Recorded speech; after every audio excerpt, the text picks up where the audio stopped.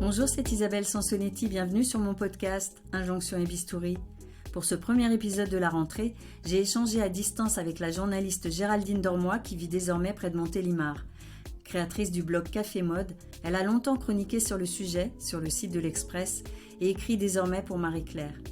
C'est en lisant certains de ses posts Instagram cet été, où elle évoquait son buste plat et sa cicatrice lors de l'essayage de petites robes légères, que j'ai eu envie de l'interviewer sur son choix. Ce choix de ne pas faire de chirurgie de reconstruction mammaire après sa mastectomie. Je me suis alors plongée dans son avant-dernier livre, Un cancer pas si grave, puis je l'ai appelée, pas du tout certaine qu'elle désire évoquer cette période douloureuse de sa vie, surtout quelques mois après la parution de L'âge bête, récit de son adolescence. Pourtant, Géraldine m'a dit oui. Ensemble, nous parlons cicatrices, prothèses extérieures, seins et féminité, vêtements et selfies, pouvoir de l'écriture, nouveau corps et image de soi. Micro. Bonjour Géraldine, et merci de me recevoir à distance. Et moi, ce qui m'a donné envie de t'interviewer, c'est les posts que j'ai vus où quand même tu parlais de ta cicatrice en essayant des petites robes légères. Et je me suis dit, est-ce que... Alors, je sais que pour le moment, évidemment, tu as renoncé, ou en tout cas, tu n'es pas tout à fait partante pour faire reconstruire ce sein. Mais est-ce que justement, quand tu t'habilles, est-ce que c'est à ces moments-là que tu penses à la reconstruction mammaire ou... Bonjour Isabelle. Non, je ne pense pas à la reconstruction mammaire dans ces moments-là. Moi, j'ai eu un cancer du sein en 2017. J'ai eu une mastectomie du sein gauche.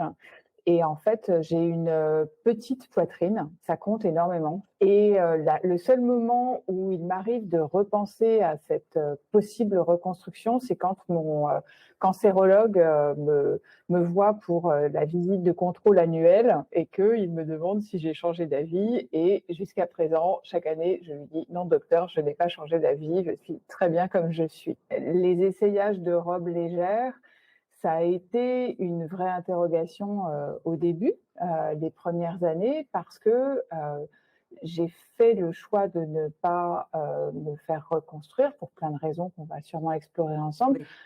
Et après, il a fallu repenser certains éléments de ma garde-robe.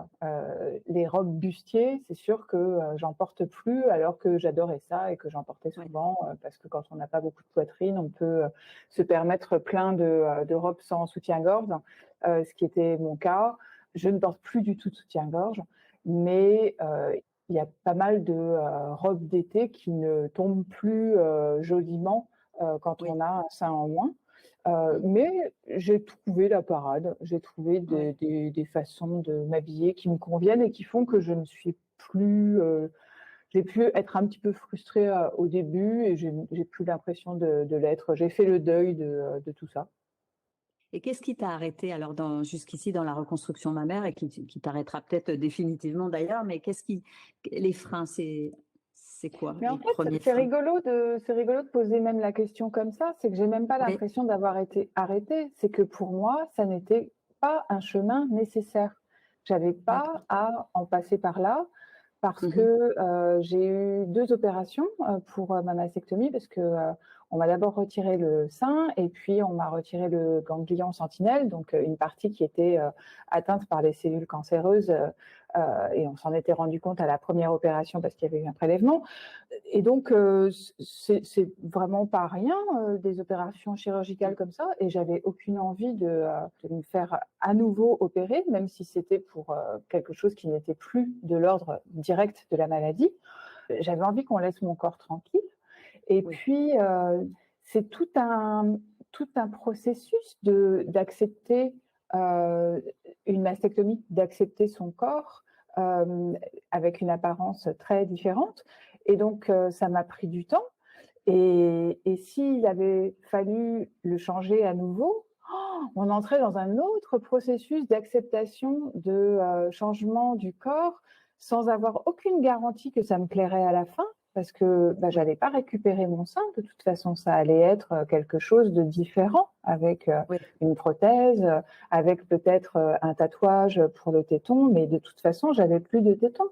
Donc, je me disais, oulala, pour moi, ça représente surtout pas mal de risques pour quelque chose qui est en fait très apaisé chez moi. J'étais tellement contente d'avoir le cancer derrière moi, de d'être Ouais. en vie, d'être en bonne santé, de ne pas avoir de cellules cancéreuses ailleurs dans mon corps, que je me suis dit, bah... Et puis, je trouve que le résultat n'est pas laid, en fait. Quand je me regarde dans la glace, je trouve que ça va. Ouais. Je me reconnais. Bon, après, il y a un élément qui est très important, c'est que j'ai un rapport particulier à la minceur. C'est important pour moi d'être mince. Et donc, moi, quand je me regarde dans la glace, je vois un buste menu. Je Oui. vois mes côtes parce que quand on n'a plus de seins et qu'on est assez mince, ce qui est mon cas, on voit les côtes. Et il y a des personnes qui pourraient trouver ça maladif, qui pourraient trouver ça laid. Moi, j'aime bien le côté menu. Le reflet que je vois face à moi me convient. Et c'est pour ça que c'est même pas que j'ai des freins, c'est que j'ai pas de besoin.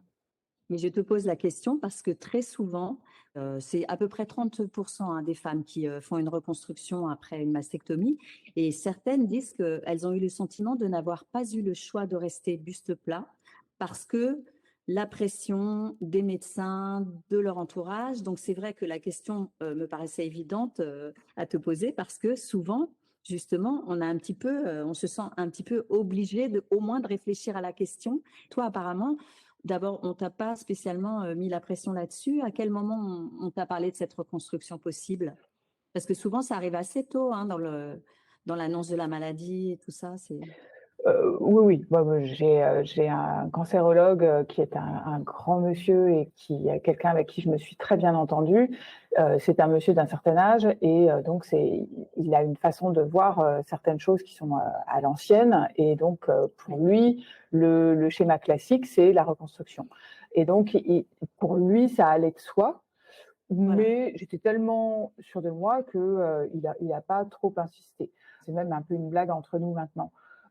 Mais c'est rigolo, enfin c'est rigolo, c'est intéressant d'observer qu'effectivement, c'est quand même étrange que ce soit un peu le parcours fléché, il y a reconstruction, alors que, C'est ça. comme tu l'as dit, il y a quand même, tu parles de 30% de personnes qui se font reconstruire, ça veut dire 70% des femmes qui ne se font pas reconstruire, donc tu as quand même Voilà. une majorité qui ne se fait pas reconstruire, et donc là, il y a quand même un hiatus, il y a quand même Oui. quelque chose qui n'est pas clair, et je trouve que c'est très intéressant que tu abordes cette thématique-là, parce que on pousse les femmes à certaines choses, et en même temps, elles n'y vont pas. Donc, comment expliquer ça?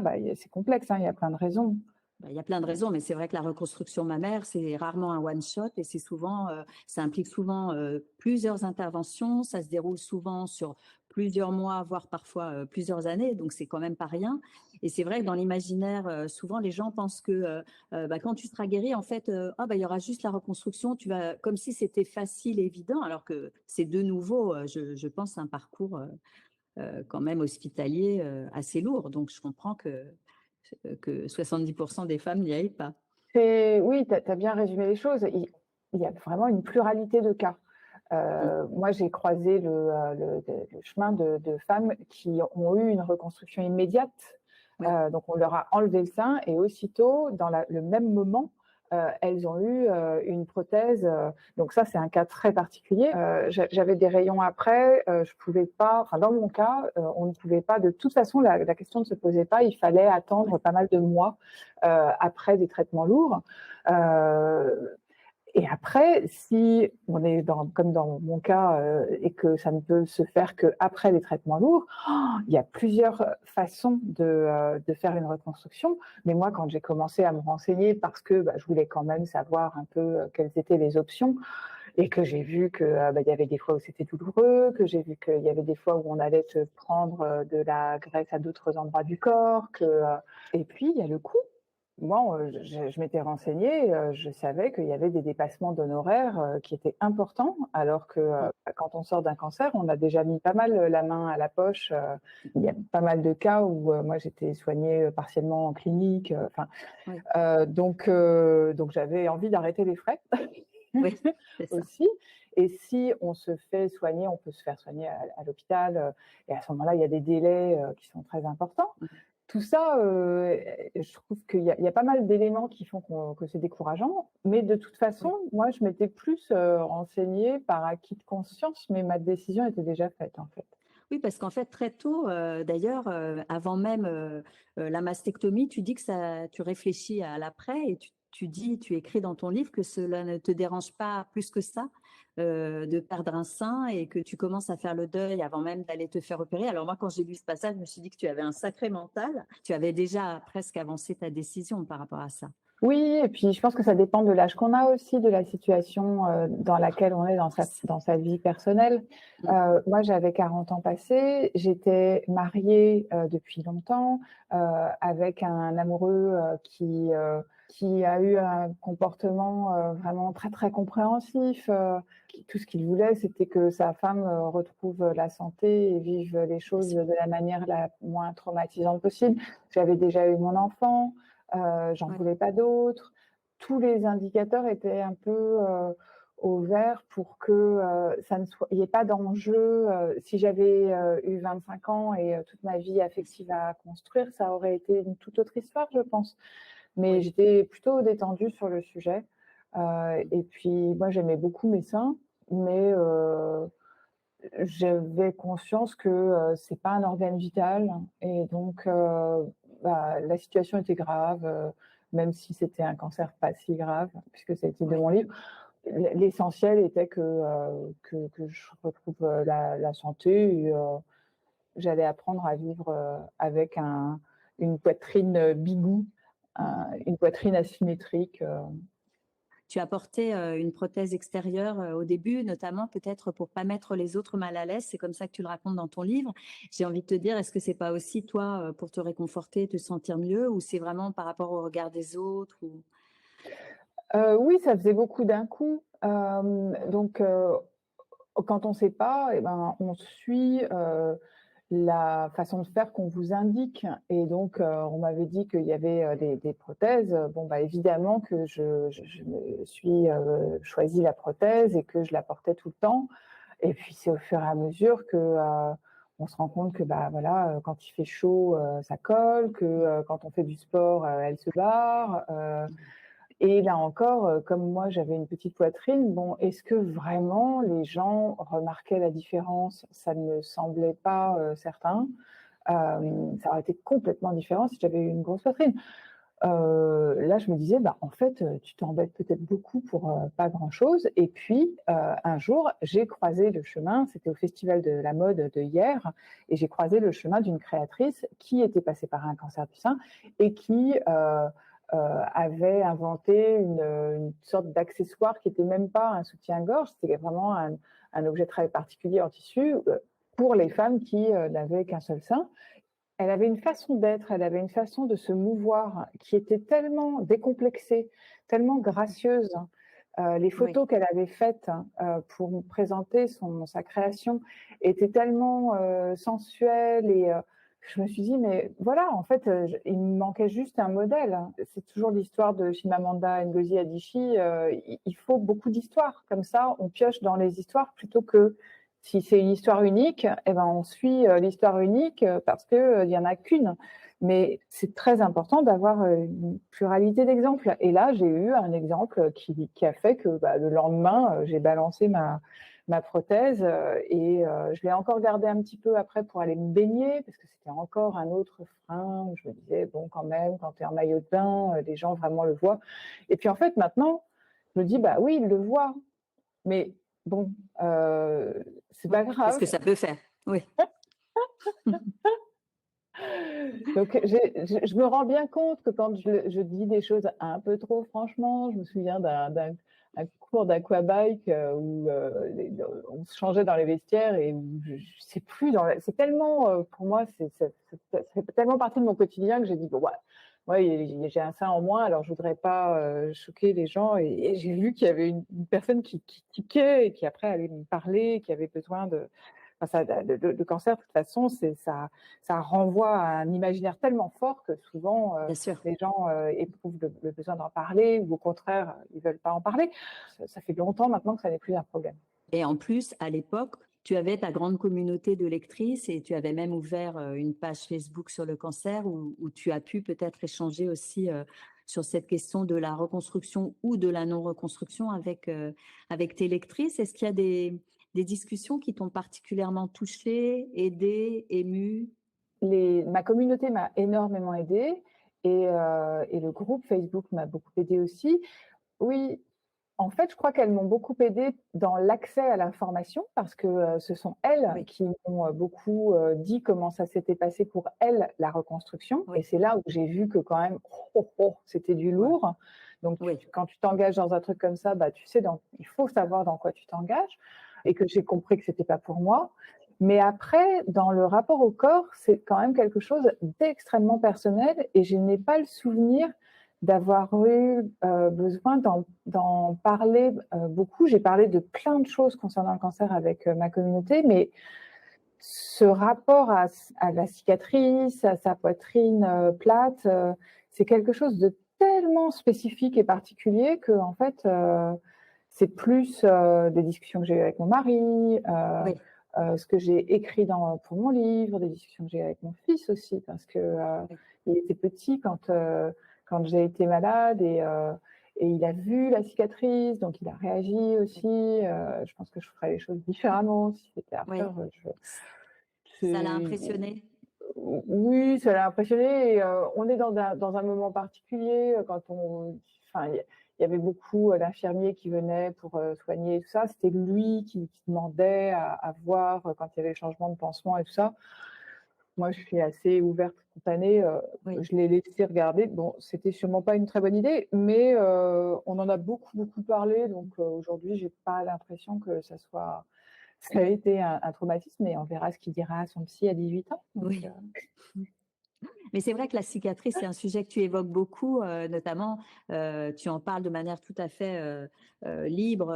C'est quelque chose qui t'a préoccupé toi, mais ce qui t'a le plus préoccupé, peut-être, c'était la façon dont elle serait perçue par ton mari et peut-être l'incidence que ça pourrait avoir sur vos relations et votre sexualité, puisque c'est aussi un sujet que tu abordes tout à fait librement. Et tu penses que justement, c'était intéressant de le faire parce que ça reste tabou finalement, ce sujet quand on est oui. malade et c'est Oui, pas quelque ça chose. reste tabou alors qu'il se passe tellement de choses dans nos têtes qu'il est extrêmement important d'en discuter.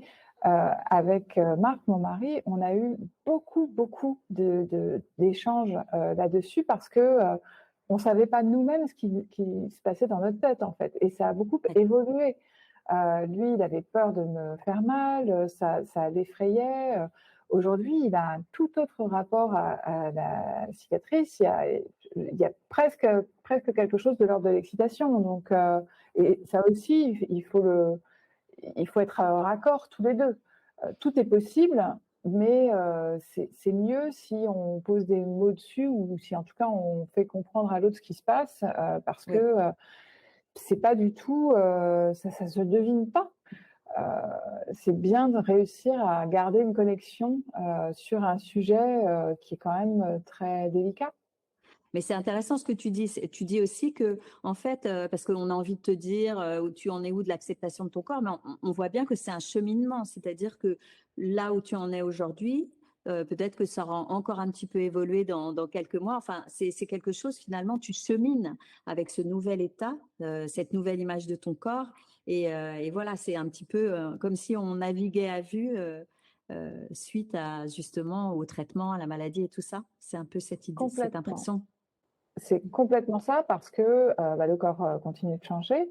Moi, j'ai 47 ans, maintenant, le corps vieillit, donc la peau, change, donc la cicatrice, elle évolue. On verra. Moi, j'ai une peau très, très fine, une peau très blanche, très fine, donc la cicatrice a tendance à se détendre un peu. Ça ne me dérange pas, mais ça change quand même l'aspect, et puis il y a l'autre sein, donc le sein, sain, SAIN et quand on a eu un cancer et que, on a encore, du tissu mammaire, il y a l'épée de Damoclès de, la rechute possible et donc je me dis aussi que, bah, là, moi je profite de, ce sein qui me reste mais je ne sais pas, du tout comment est-ce que ça va évoluer et je suis très confiante. Enfin, je vais à mes Oui, contrôles, tous les ans, j'ai tellement l'impression d'avoir fait évoluer ma vie pour être dans une bonne santé émotionnelle. Oui, Après, c'est la loterie, hein, de toute façon. Donc, bien sûr. on essaie de mettre le maximum de chances de son côté, mais le corps fait ce qu'il veut. Mm. Et donc, peut-être que j'aurai un nouveau cancer au sein Mm. droit un jour. Bon, bah, on verra. Je profite de mon corps d'aujourd'hui dans l'état dans lequel il est aujourd'hui. De toute façon, depuis le début, tu dis aussi que ce cancer, cette mastectomie, ça n'a pas du tout, comment dire, bousculé ta féminité. C'est pas parce que tu as un sein en moins que tu es moins féminine. Et ça, tu tiens vraiment à le dire parce que c'est un peu cette image qu'on a aussi. On a l'impression qu'aujourd'hui, la féminité, pour beaucoup de personnes encore, c'est souvent associé à une paire de seins. Alors, moi, je n'ai pas eu l'impression de perdre ma féminité. En Oui, revanche, ça m'a énormément bousculée. Ça a bousculé ma féminité et il a fallu que je change mon regard sur mon corps, que je réfléchisse à ce que je mettais, moi, dans ma féminité. oui, Évidemment qu'il y avait deux seins qui faisaient partie du package, hein, oui, de qui j'étais. Et donc, qu'est-ce que ça change d'avoir un sein en moins? Ça change des choses. Mais je me suis rendu compte que effectivement, ça ne faisait pas de moi quelqu'un moins femme.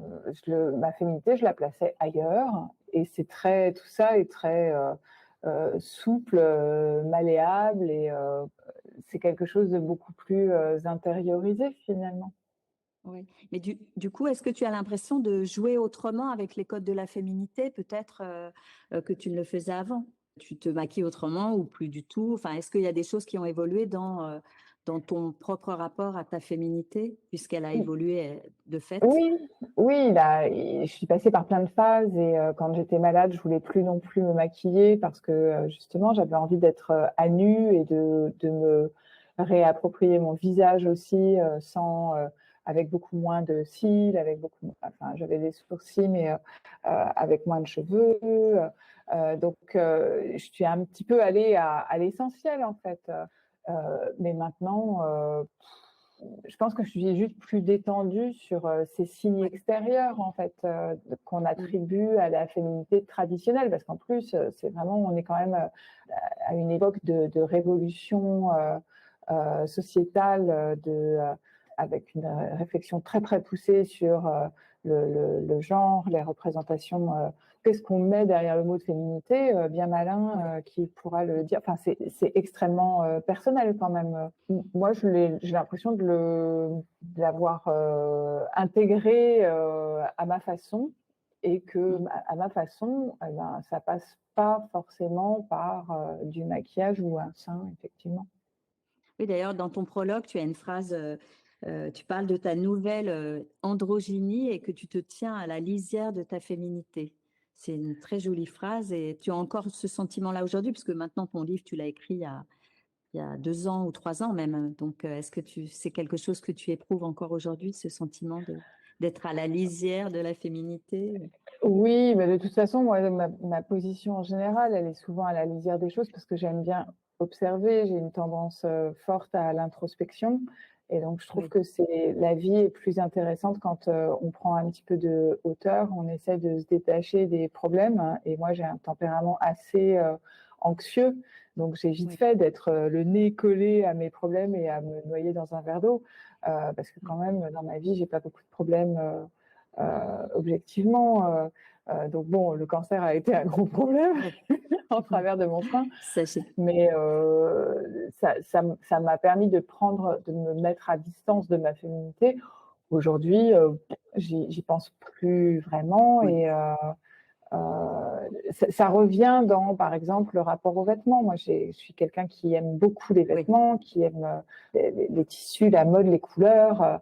Et donc, je m'interroge sur mon image beaucoup, puisque je me oui, montre sur Instagram. Mais sinon, j'ai juste l'impression d'être en harmonie, en fait. Après, oui. je crois j'écoutais certains autres épisodes de ton podcast et je crois qu'on a un quota limité de complexes, hein. Et moi, il se trouve que Heureusement. c'est pas sur les seins, c'est pas sur la peau. Ça a été beaucoup, beaucoup, beaucoup sur le poids. Tout allait là-dessus. Mais Ouais. moi, mes rides, je m'en fiche. Mmh. Mon sein, je m'en fiche un peu. Et ça ne se commande pas. Je n'ai pas de Bien mérite sûr. à ça. J'ai Mmh. été câblée comme ça, avec l'héritage familial. Ma mère il ne m'a pas transmis de fragilité de ce côté-là. Bon, bah, Oui. tant mieux. C'est sûr. Ben, tu as évoqué les rides, j'allais te demander parce que tu parles des 50 nuances de fatigue liées au traitement et à la maladie. Et je me disais, puisqu'on est dans injonction et bistouri, est-ce qu'à un moment donné, ça t'a effleuré l'esprit peut-être de faire un traitement voilà, qui efface les stigmates de la maladie. Et en même temps, quand je te vois là, je pense que tu n'as aucun stigmate. Donc voilà. Mais peut-être qu'à un moment donné, Pas du tout, et même le contraire, puisque je ne voulais même plus de maquillage. Donc ouais. c'était rigolo parce que je croisais le Mmh. chemin de personnes et de soignants parfois je me souviens d'une esthéticienne qui avait très, très, très envie de me maquiller parce que Ouais. vraiment, il y avait du boulot, hein. Mmh. J'avais vraiment une gueule de déterré et je me disais, mais vraiment, non, j'ai besoin de me voir telle que je suis. Et moi, j'ai pas de problème avec mes cernes. J'ai souvent des cernes, mais je cherche pas à les masquer. Je prends mon visage comme il est. Et là encore, j'ai pas de mérite. C'est que j'ai l'impression que oui, le maquillage améliore les choses, mais c'est un peu comme les rides, c'est un peu comme d'avoir les yeux bleus. Enfin, c'est pas un truc. Si on commence à vouloir les changer, si on a un problème particulier, eh bien, je comprends complètement que on ait envie de corriger des choses, mais le processus de vieillissement, le processus de fatigue, c'est quelque chose où en fait, c'est sans fin. Et donc, j'ai pas envie de commencer. En plus, j'ai un tempérament assez addictif. Enfin, j'ai eu beaucoup de troubles du comportement alimentaire. Là, en ce moment, je suis dans une période calme où c'est assez endormi, mais ça peut ressurgir. Je me dis, mais ouais, si je commençais à faire de la chirurgie ou à faire des gestes, enfin Des injections et tout des ça. injections, quoi. Mais où est-ce qu'on met le curseur? Moi, j'ai tellement de mal à mettre le curseur. J'ai tellement de mal à être dans la modération, à être raisonnable, que c'est tout ou rien. Bon, bah, il se trouve que de ce côté-là, c'est franchement rien sans que j'aie à me freiner. Donc, j'en Voilà. profite. Alors, qu'est-ce qui t'a aidé, tu penses, à accepter, parce que ça a quand même été un cheminement d'accepter ce nouveau corps, ce nouveau buste, ton torse plat, symétrique, tout ça. Qu'est-ce qui t'a aidé? C'est l'écriture que tu as commencé chaque jour, c'est de démarrer certaines activités que tu ne pratiquais pas avant, comme la méditation, ta communauté, ton Alors, mari, enfin, pour le cancer, il y a eu effectivement la méditation, le yoga, tout l'amour de mes proches et de ma communauté, de mon mari, de ma famille, ça m'a énormément aidé. Si ta question est plus précise sur mon image, oui, sur voilà, mon apparence, ouais, le regard de mon mari était extrêmement important. Et ce qui a aussi beaucoup joué, et c'est rigolo parce que c'est vraiment en t'en parlant que je réalise à quel point ça a été le cas, c'est que ça a été le moment où moi je communiquais déjà sur mon compte Instagram, mais c'était donc en 2017, il y a 5 ans, il y a même 6 ans, on avait beaucoup moins le réflexe du selfie. C'est quand même un truc qui a explosé pendant les confinements, mais avant, c'était moins le cas. C'était un truc d'influenceur et moi, j'étais journaliste, donc j'en faisais pas. Et je me suis mise à en faire, à faire des faces caméra pour donner des nouvelles à ma communauté qui s'inquiétait, qui voulait savoir bien comment sûr. se passaient les traitements et tout ça. Et en fait, de me voir et me voir avec vraiment un visage différent, une apparence Mm. différente, ça a été très thérapeutique parce Ouais, que je me montrais, je me trouvais quand même assez étrange et les réactions étaient tellement positives, elles étaient mais ouais, massives parce que il y a de tels élans d'amour quand on partage des choses graves comme ça. Les bien gens sûr. sont en empathie, ils projettent, ils ont leur vécu personnel avec des proches qui ont eu un cancer. Donc il y a énormément d'amour et tout ça, ça a reconstruit beaucoup. Et en fait, ça m'a permis de franchir le cap plus général de dépasser l'étrangeté de se voir à l'image. Et aujourd'hui, maintenant, je me prends comme mon propre matériau et Oui, quand je me vois à l'écran, je me dis pas que oh, je suis jolie ou oh, je suis moche. J'ai juste la tête que j'ai et ouais. j'ai besoin de me montrer pour servir à propos et donc on y va. Et il se trouve qu'en plus, j'ai eu la chance de faire un shooting je sais plus combien de temps c'était après la maladie, mais pour la marque de lingerie Isée avec Oui. Clara Blockman. Elle m'a interviewée pour son podcast et en parallèle, il y avait le fait de faire un shooting où je serais partiellement dénudée, je montrerais ce que je voudrais, mais pour évoquer le rapport au corps et l'évolution du rapport au Oui. corps. Et les photos étaient tellement belles. On n'avait jamais vu comme ça. Il y avait quelque chose de tellement délicat et d'une vulnérabilité tellement à fleur de peau que ça aussi, ça aide à dépasser des jugements qu'on pourrait avoir sur soi et à se voir autrement et à se dire ah bon bah ok en fait je suis aussi ça et en fait ça me va en fait j'ajuste je change l'image que j'avais de moi. Mais c'est pas évident. Enfin, moi, je trouve ça C'est pas du tout absolument. évident, mais c'est en se confrontant à son image que on réussit à ça peut paraître paradoxal, c'est en faisant des images et en se regardant qu'on dépasse son image. Et qu'on accepte ce qu'on donne à voir aux autres sans avoir cette petite voix intérieure qui décortique tout, comme on le fait assez souvent devant son miroir en disant ah non, mais là, il y a telle ride, là, il y a les cernes, comme tu disais tout à l'heure. Et donc, tu dépasses ça totalement. Alors totalement, je ne sais pas, j'ai toujours des jours où je me trouve une sale gueule, mais cette petite voix, ce critique intérieur, j'essaie d'en faire de mon allié. J'essaie de faire ami-ami avec et de le rassurer. De dire, bah Mm. oui, il y a des jours où effectivement, c'est pas Jojo. Et bon, bah, c'est pas très grave. Et ça, tu penses que ça vient aussi, cette philosophie, ça vient aussi de l'épreuve que tu as vécue, tout ça, ça a pu jouer dans la façon dont tu te vois forcément aujourd'hui. Oui, complètement, parce que ça va avec le fait de vieillir tout court. Moi, Oui. j'ai un rapport au vieillissement qui a vraiment complètement changé à partir du moment où j'ai été guérie de mon cancer et où, par exemple, chaque nouvelle année, chaque anniversaire, pour moi, mais c'est de la pure joie. Je comprends que ça déprime des personnes, hein, vraiment, je comprends. Mhm. Mais moi, c'est une année gagnée. Je me sens tellement privilégiée de pouvoir souffler une bougie de plus, de pouvoir vieillir.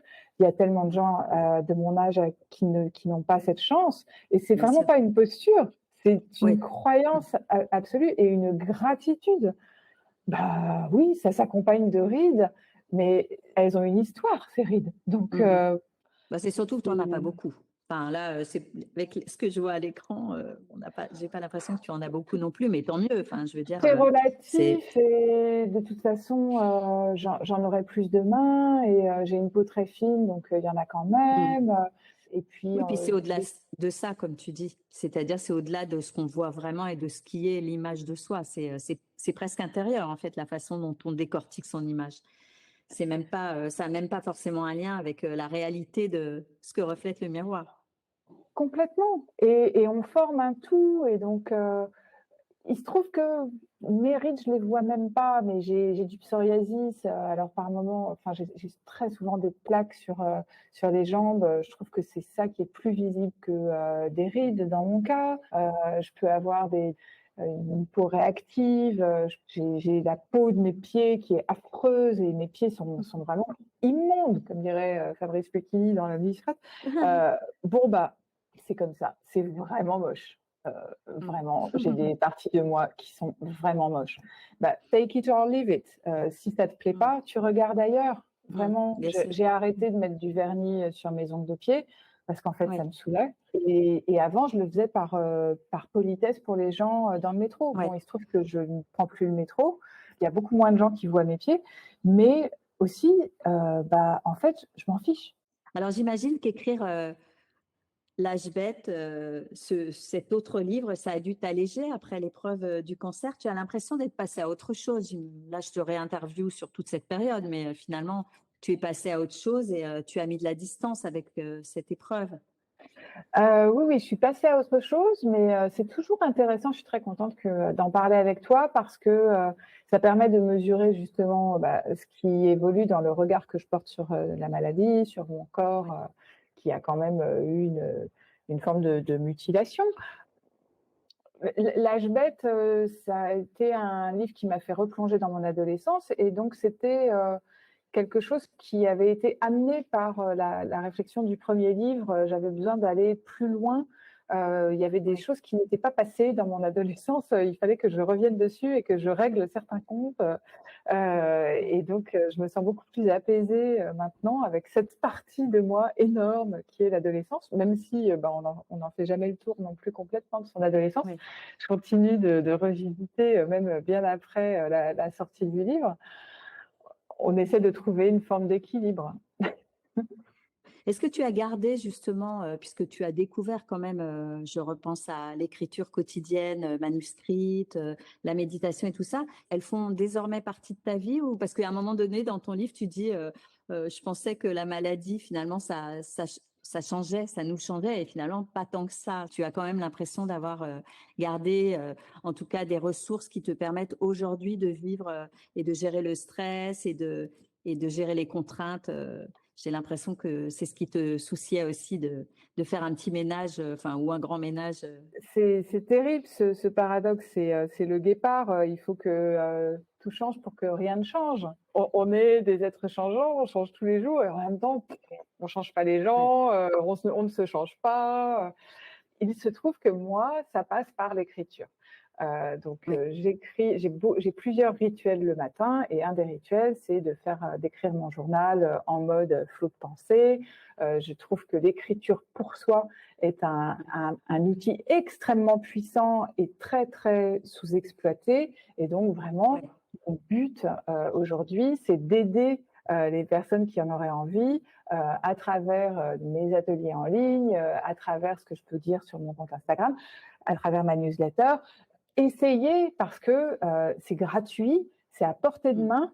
Ça n'est pas du tout réservé aux professionnels de l'écriture comme toi et moi, nous sommes journalistes. ouais, Ça n'est pas du mm, tout réservé aux journalistes. C'est à partir du moment où vous savez écrire un chèque, vous savez écrire pour vous et faire votre journal. Et c'est un outil d'introspection, mais qui aide à prendre du recul sur son quotidien. Et c'est un outil de développement personnel plus accessible qu'une séance de psy. ouais. Et moi, ça m'apporte tellement, tellement que j'ai envie d'aider les autres à faire de même. Après, tu me parles de méditation. De toute façon, l'écriture pour soi est une forme pour moi de méditation. La méditation pure, immobile, oui, je la pratique aussi tous les jours, pas longtemps, 10 minutes avant de commencer ma journée de travail pour laisser sortir ce qui a besoin de sortir, recevoir éventuellement des messages de mon inconscient, faire place nette. Moi, j'aime bien déblayer.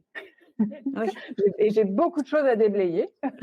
comme Ça tout le revient monde, très, comme tout le monde. voilà, ça revient très très vite, le chaos, le bordel, le bazar. Donc, Mm. je déblaye de plusieurs manières. Je cours tous les matins à 6h30. Je cours une demi-heure. Ça me vide l'esprit.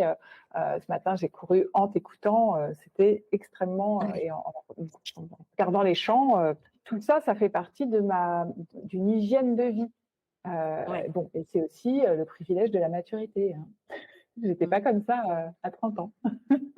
Et donc tu vois la vie autrement Je vois la par vie rapport d'une à manière. avant la Par maladie. rapport à avant la maladie, il y a vraiment une forme de gratitude. Et puis, en fait, moi, la maladie a été l'amorce d'une transformation générale. Je me suis vraiment dit, puisque il faut que j'en passe par là, puisque mon corps a décidé que je devais en passer par là, eh bien, make the most of it. On va en tirer le maximum de positif. Et donc, on va amorcer plein d'autres changements. Et ça a changé même mon rapport au changement, puisque je recherche le changement. J'étais D'accord. salariée, je suis devenue freelance. J'ai osé devenir indépendante, prendre mon indépendance. Ça a amorcé énormément de choses. J'habitais près de Paris. Il y a eu un concours de circonstances avec le Covid, etc. Et la disponibilité de mon mari qui a pu aussi partir de Paris. Mais il se trouve qu'on a quitté Paris. C'était en partie les conséquences de la maladie qui a ouvert, qui a vraiment fait péter le plafond. Enfin, il y a beaucoup plus de choses qui sont devenues possibles alors que c'était inenvisageable avant parce que ma plus grande peur m'est tombée dessus. J'avais vraiment très, très peur du cancer. Et il se trouve que je me suis remise de une des choses que je craignais le plus dans ma vie. Et donc, le reste était possible aussi. Oui, donc du coup, tu priorises autrement ce que tu fais, tes activités, tes centres Oui, d'intérêt. complètement. Et en même temps, je passe mon temps à reprioriser parce que, tu vois, tous les matins, je me demande quels ont été mes micro-changements de la veille. Qu'est-ce que j'ai fait différemment la veille? Et récemment, je me suis dit, tu t'es remise à faire passer le perso avant le pro. Et en fait, depuis que j'étais freelance, je me disais que c'était tellement important que je réussisse à gagner ma croûte par moi-même que rien ne pouvait être plus important que mon travail. Bon, j'ai réalisé cet été que non, en fait, c'était pas ce qui me réussissait. Ma vie personnelle, ma famille, ma relation à mes proches, elle est plus importante. Et tu vois, c'est un réajustement que j'ai fait il y a quelques jours. On n'est pas sage tout le temps. Hein. Non, mais du coup, je sais que toi, tu n'aimes pas donner des conseils, donc je ne vais pas essayer de t'en extorquer. Qu'est-ce qui fait que tu appelles comme ça de tes voeux le changement et que tu aies besoin de tous ces ajustements? Est-ce que c'est profitable justement C'est comme une petite remise en question permanente, quoi, sur différents tableaux, Oui, c'est ça? C'est ça qui est profitable? oui, et tu as raison j'ai peut-être quelque chose d'un peu névrotique sur le côté Ah, c'est pas ce statique. que j'ai dit. Non, non, pas du tout, mais c'est vrai que j'aime bien ce mot de statique. Rester statique me fait me sentir un peu trop vulnérable. C'est un peu comme les animaux, il faut pas rester là, madame. J'aime bien penser comme un cours d'eau, comme un fleuve, Oui, comme c'est en perpétuel mouvement. Et donc, autant go with the flow, autant aller avec le flow et se laisser porter dans le sens du vent et saisir les opportunités en étant surtout pas en résistance. C'est aussi quelque chose que j'ai appris avec le cancer, c'est le rapport à la douleur. Et parce que j'ai eu de la chimio et il y avait, je portais un casque le casque. pour ne pas perdre mes cheveux et qui a marché. J'ai gardé une suffisamment bonne partie de mes cheveux pour ne pas être chauve. Donc, j'ai eu beaucoup de chance. Mais il fallait passer par le port de ce casque qui était glacé et qui donc, les premières fois, me faisait extrêmement mal. Et en fait, ça a été l'expérience la plus transformatrice de la maladie, de ce cancer. C'était que à un moment, j'ai lâché. C'était tellement douloureux que j'étais au bord de l'évanouissement et je me suis dit, tu vas te laisser traverser par la douleur. Et en fait, quand tu te laisses traverser par les choses, plutôt que d'être en résistance, plutôt que d'être en opposition, c'est beaucoup moins douloureux. Toutes les séances suivantes se sont passées sans aucun problème parce qu'en fait, j'y pensais même plus. Il y avait quelque chose de presque d'incroyable à se dire, mais comment est-ce que j'ai pu avoir aussi mal à un moment et ne presque plus sentir les choses? C'est parce que on se concentre pas sur la résistance. Et c'est quelque chose que j'adopte dans plein d'autres domaines aujourd'hui dans ma vie. C'est que si je suis trop en résistance, si je veux trop forcer quelque chose, c'est qu'en fait, je suis pas sur le bon angle. C'est qu'en fait, il doit y avoir une façon de relâcher et d'essayer autrement à un autre moment et que ce soit plus facile. Parce que il n'y a pas de raison. La vie est trop courte pour qu'on se casse la tête trop longtemps, je crois. Et qu'on se la complique et qu'on se fasse des montagnes de stress pour des choses qui n'en valent pas la peine. Oui, même si je suis très forte pour me faire des montagnes de stress. Donc, c'est un cheminement permanent et je suis d'une nature à beaucoup stresser et j'ai encore beaucoup de chemin à faire. Bon, écoute, je te souhaite un chemin le plus apaisé et en mouvement quand même possible. Merci Isabelle. Et je te remercie beaucoup pour cet échange. Je te dis à bientôt sur les réseaux sociaux. Oui, avec grand plaisir. Merci Isabelle. Merci beaucoup Géraldine d'avoir partagé avec nous cette expérience et le chemin qui t'a conduit à te réapproprier ton corps après le cancer et la mastectomie. Chères auditrices et auditeurs, n'oubliez pas de commenter cet entretien sur le compte Instagram Injonction et Bistouri, de vous abonner bien sûr et de partager le lien avec vos proches. Vous avez eu recours à la médecine ou à la chirurgie esthétique? Contactez-moi si vous souhaitez raconter votre expérience. Pour plus d'infos sur les prothèses mammaires ou le lipofilling des seins, mon guide J'y vais pas est désormais disponible en livre de poche. Et à vos écouteurs dans 2 semaines pour un nouvel épisode sans retouche.